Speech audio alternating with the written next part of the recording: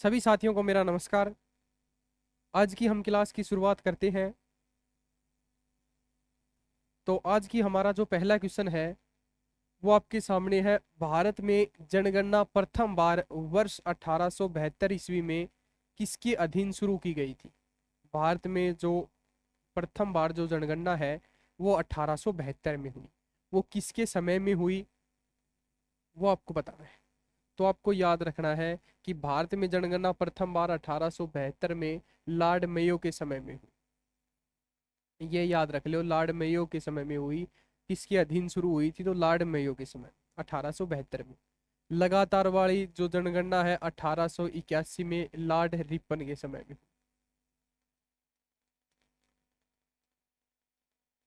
ठीक है, 1881 में लॉर्ड रिपन के समय में हुई लगातार जनगणना। 1881 में लॉर्ड रिपन के समय में हुई। ठीक है, तो ये याद रखो। उसके बाद एक चीज याद रखनी है कि 1872 में ही 1872 में ही लॉर्ड मेयो की मृत्यु हो जाती है।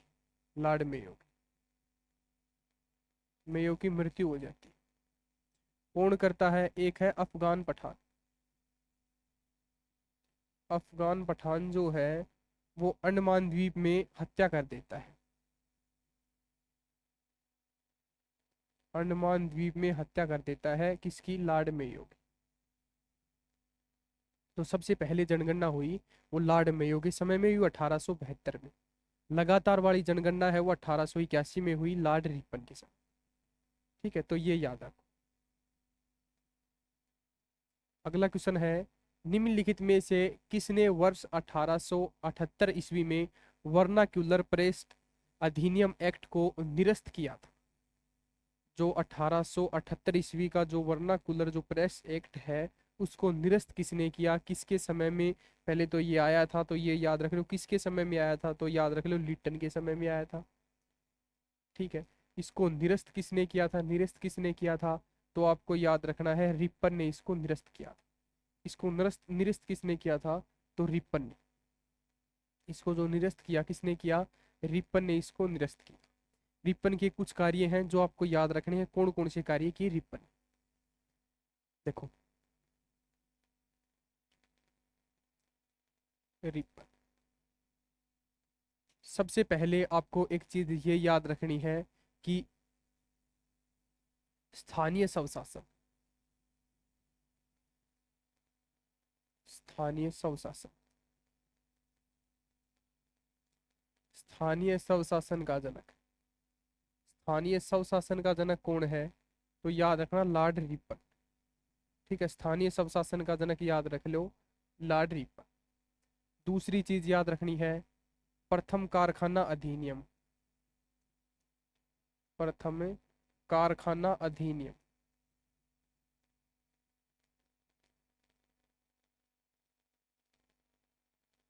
1881।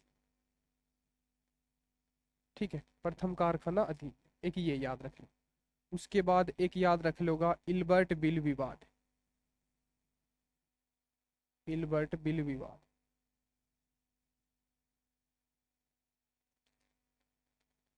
एक याद रखना है हंटर आयोग। हंटर आयोग की नियुक्ति। नियुक्ति। ठीक है, हंटर आयोग की नियुक्ति ये याद रख लो 1882। ये भी याद रख। ठीक है, एक आपको चीज याद रखनी है। एक ये याद रखना वर्नाक्यूलर जो प्रेस एक्ट अधिनियम है इसको निरस्त कब किया गया? तो 1882। ठीक है,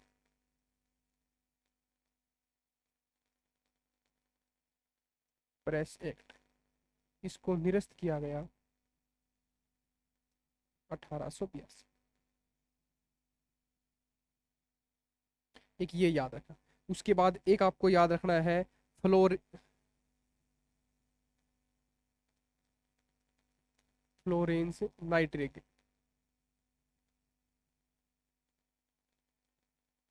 नाइटिंगेल इसके द्वारा एक उपाधि दी गई।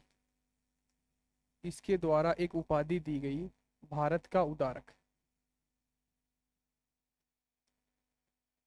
भारत के उदारक, भारत का उदारक। भारत का उदारक की उपाधि किसके द्वारा दी गई? फ्लोरेंस नाइटिंगेल के द्वारा एक उपाधि दी गई, भारत का उदारक। ये याद रखना। ठीक है, तो ये भी आपको याद रखना है। ये चीजें हैं, ये चीजें याद रखनी रिपन के बारे में। देखो, स्थानीय स्वशासन का जनक किसे कहते हैं? रिपन को कहते हैं। ठीक है, हंटर आयोग की नियुक्ति है वो भी रिपन के द्वारा, है ना। ये चीज याद रख लो कि इसके समय में कौन कौन से कार्य हुए। एक याद रख लो, इल्बर्ट बिल विवाद हुआ, है ना। प्रथम कारखाना अधिनियम याद रख लो, वर्नाक्युलर प्रेस जो एक्ट है उसको निरस्त किया गया, एक ये भी याद रख लो। ये वर्नाक्युलर जो प्रेस एक्ट है ये क्या था? तो इसमें एक चीज ये याद रख लेना कि जैसे ये जो प्रेस एक्ट था, इसमें जो समाचार पत्र में कोई,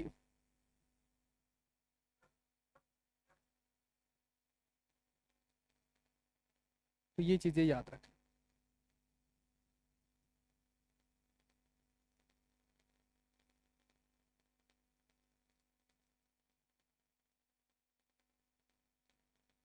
चलिए आगे।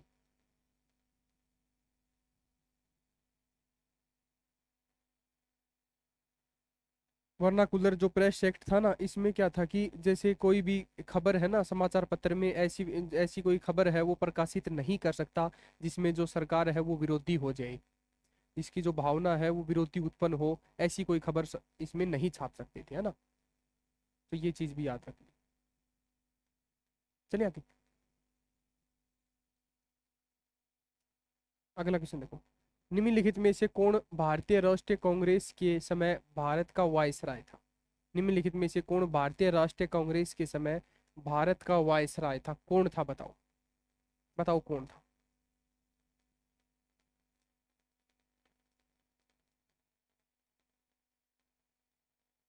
तो आपको याद रखना है डफरी था। कौन था? डफरी। भारतीय राष्ट्रीय कांग्रेस जो है इसकी स्थापना कब हुई? तो आपको याद रखना है 28 दिसंबर 1885।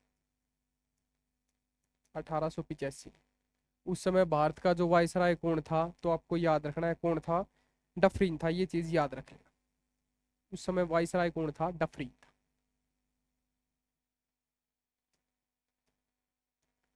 अगला क्वेश्चन देखो, करजन ने 1905 में खालिस्तान में विभाजन की घोषणा की। किसके विभाजन की घोषणा की? करजन ने। करजन ने किसके विभाजन की घोषणा की 1905 में?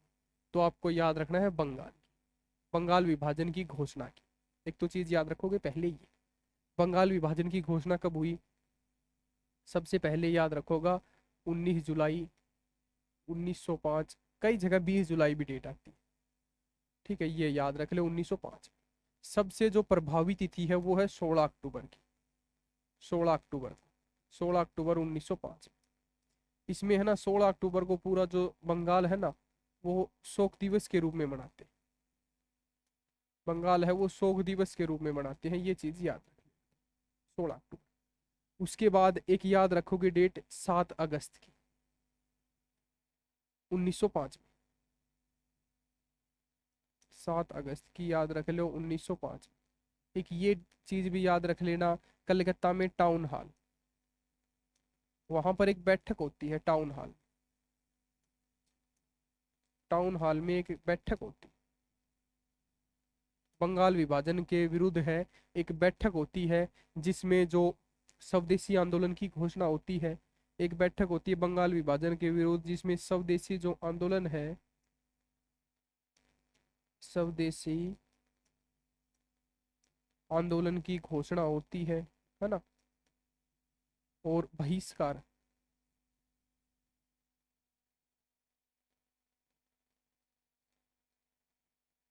बहिष्कार प्रस्ताव पारित किया जाता है।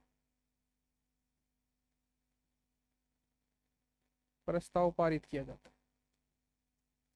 बहिष्कार जो प्रस्ताव पारित किया जाता है स्वदेशी आंदोलन है उसकी घोषणा होती है, और बहिष्कार जो प्रस्ताव है वो पारित किया जाता है ना। तो ये भी चीज याद रखें। इसको रद्द कब किया गया? इसको रद्द कब किया गया? तो याद रख ले 1911। किसके समय में? तो हार्डिंग द्वितीय के समय। हार्डिंग द्वितीय के समय में इसको रद्द किया गया। बंगाल विभाजन है इसको रद्द किया गया। इसका जो प्रमुख कारण माना जाता है, बंगाल विभाजन का जो प्रमुख कारण माना जाता है वो क्या माना जाता है? तो वो अंग्रेजों के द्वारा क्या बताया गया, प्रशासनिक असुविधा, प्रशासनिक असुविधा माना जाता है, प्रशासनिक असुविधा। इसका प्रमुख कारण माना जाता है प्रशासनिक असुविधा। एक चीज ये भी याद है। बंगाल विभाजन रद्द कब हुआ, तो याद रख ले 1911।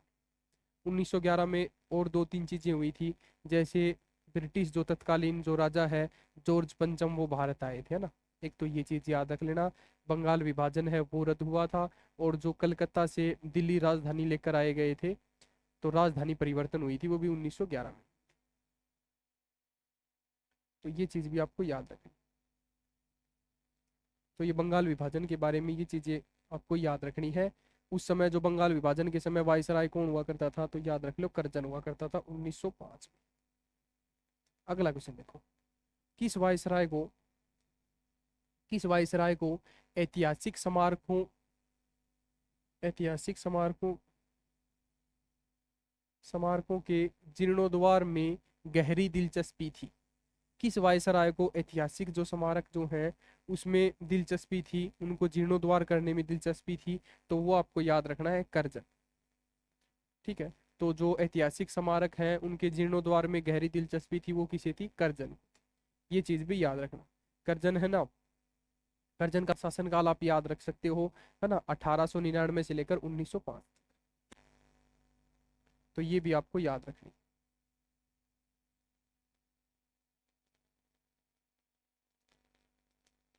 अगला क्वेश्चन देखो, प्रथम विश्व युद्ध के आरंभ होने के समय भारत के गवर्नर जनरल कौन था। प्रथम विश्व युद्ध है जो 1914 से लेकर 1918 तक चला था, उस समय आपको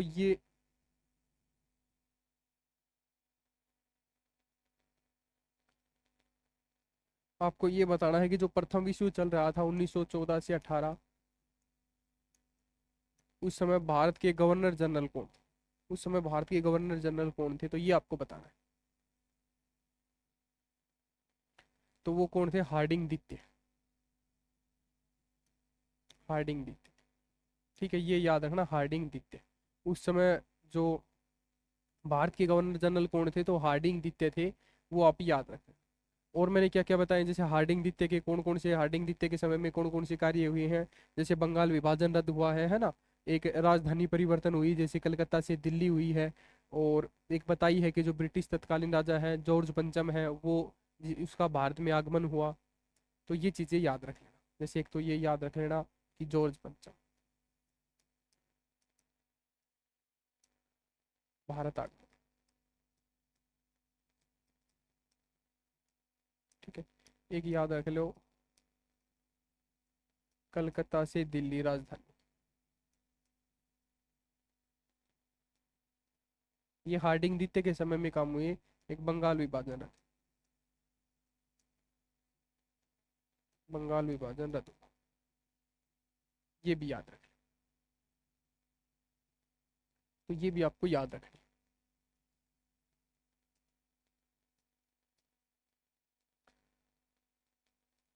जो हार्डिंग द्वितीय है उसका शासनकाल कब से रहेगा, देखो ये याद रख लो, 1910 से लेकर 1916,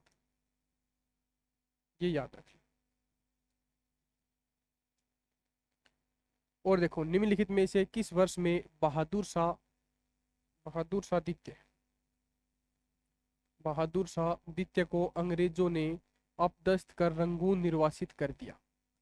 बहादुर शाह द्वितीय को अंग्रेजों ने अपदस्थ करके रंगून निर्वासित कर दिया। किस वर्ष बहादुर शाह द्वितीय को अंग्रेजों ने अपदस्थ कर रंगून निर्वासित कर दिया, बताओ किस वर्ष कर दिया। तो आपको याद रखना है 1857।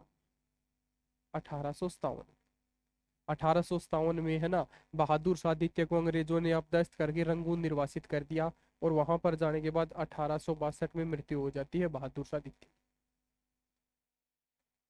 तो ये भी याद रखा, 1862 में मृत्यु हो जाती है।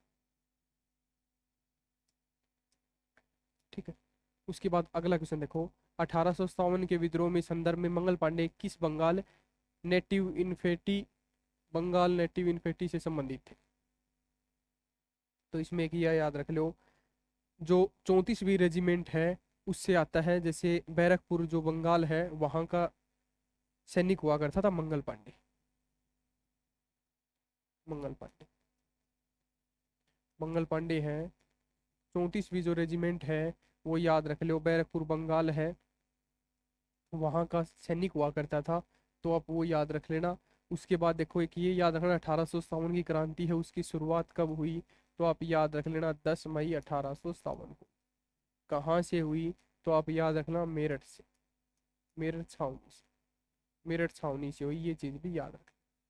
ठीक है। मंगल पांडे है, वो सबसे पहले फांसी दी गई, वो किसे दी गई, तो फांसी दी गई सबसे पहले, वो आप याद रख लो मंगल पांडे को ही दी गई। मंगल पांडे, मंगल पांडे। ठीक है, ये याद है। 8 जून को।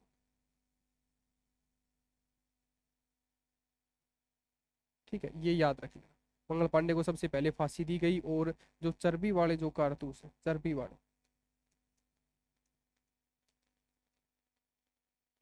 चर्बी वाले जो कारतूस हैं वो याद रख लेना, उसको उसका विरोध किया था, उसको चलाने से विरोध किया था, चर्बी वाले जो कारतूस हैं उनको चलाने से विरोध किया था, तो आप ये याद रखना, चर्बी वाले जो कारतूस हैं उनको चलाने का विरोध किया था मंगल पांडे ने। तो सबसे पहले याद रख लेना, मंगल पांडे को फांसी दी गई, आप याद रख लेना 8 अप्रैल 1857। सबसे पहले फांसी दी गई, किसे दी गई, मंगल पांडे को दी गई। ठीक है, तो ये भी याद रख। अगला क्वेश्चन देखो, निम्नलिखित में से किस नेता ने बिहार में 1857 के विद्रोह का नेतृत्व किया, बिहार से। देखो किस नेता ने बिहार से 1857 का विद्रोह का नेतृत्व किया, 1857 का बिहार से नेतृत्व किसने किया, किसने किया, ये बताना है। तो उसमें देखो सबसे पहले आपको याद रखना है, मैंने बताया जैसे 1857 की क्रांति की शुरुआत कब हुई, 10 मई 1857। ये याद रख लेना, एक तो ये याद रखना है। बिहार से जो नेतृत्व किया वो किसने किया, कुंवर सिंह। बिहार से नेतृत्व किसने किया, कुंवर सिंह ने नेतृत्व। उसके बाद देखो सबसे पहले याद रखो, दिल्ली से नेतृत्व किसने किया, बहादुर शाह जफर ने। बहादुर शाह जफर, बहादुर शाह जफर दिल्ली से नेतृत्व किया। ठीक है। उसके बाद याद रख लो इलाहाबाद से, इलाहाबाद से लियाकत अली, लियाकत अली 1857 की क्रांति का नेतृत्व किया। ठीक है। उसके बाद एक आपको याद रखना है झांसी से, झांसी से जैसे बात करें, झांसी की रानी है ना,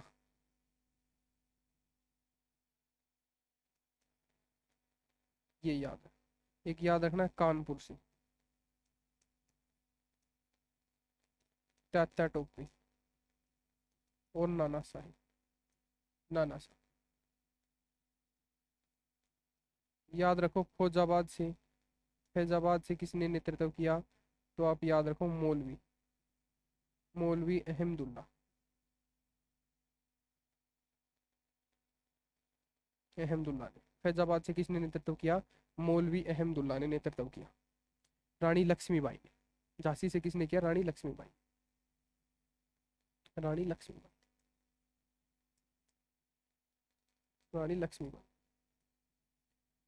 ये याद है।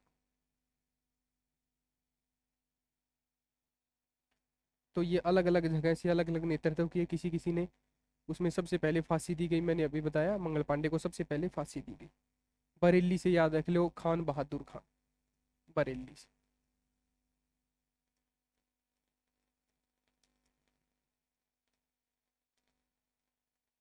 खान बहादुर का नेतृत्व किया। ठीक है, 1857 की क्रांति का नेतृत्व किया खान बहादुर खान। ठीक है। कानपुर से किसने किया, तात्या टोपे और नाना साहेब ने। एक आपको बताना है कि लखनऊ से नेतृत्व किसने किया, 1857 की क्रांति है, उसमें लखनऊ से जो नेतृत्व किया वो किसने किया, तो याद रख लो बेगम हजरत महल। लखनऊ से याद रख लो बेगम हजरत महल,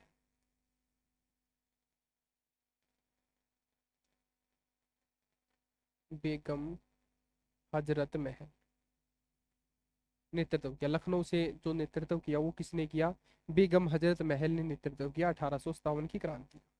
ये आप याद रख लें। एक आपको बताना है कश्मीर से नेतृत्व किसने किया। 1857 की जो क्रांति हुई, जिसमें कश्मीर से जो नेतृत्व किया वो किसने किया, ये आपको बताना है। कमेंट में आपको इसका आंसर देना है, कश्मीर से नेतृत्व किसने किया। तो आज की हमारी क्लास है वो यहीं पे समाप्त होती है। आपको क्लास अच्छी लगे आप चैनल को सब्सक्राइब करें, वीडियो को शेयर करें, लाइक करें और बताएं आज की क्लास आपको कैसी लगी। आज के लिए इतना ही, धन्यवाद, राम राम सभी।